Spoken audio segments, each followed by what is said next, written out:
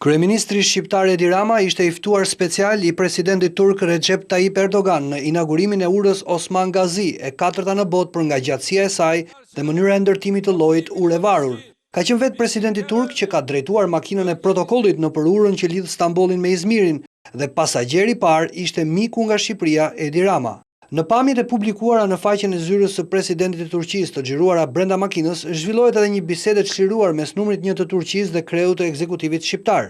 Natyrisht që makina shoqërohej nga eskorta e madhe e presidentit dhe makinat e tjera të të ftuarve që janë drejtuar më pas ceremonisë në qendër të urës. Açılışı birlikte gerçekleştirmişlerdi. İlk geçişi de onlar yapıyorlar. Evet.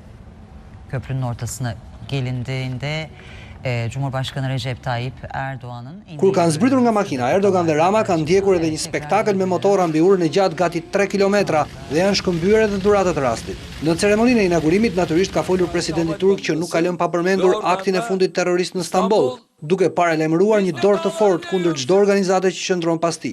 Ai njoftoi edhe çeljen e tunelit të madh në New York 3-4 që lidh Azinë me Europën në 26 dhjetor të këtij viti. Një tjetër vepër madhore për infrastrukturën e jo vetëm Turqisë, por edhe të gjithë kontinentit evropian.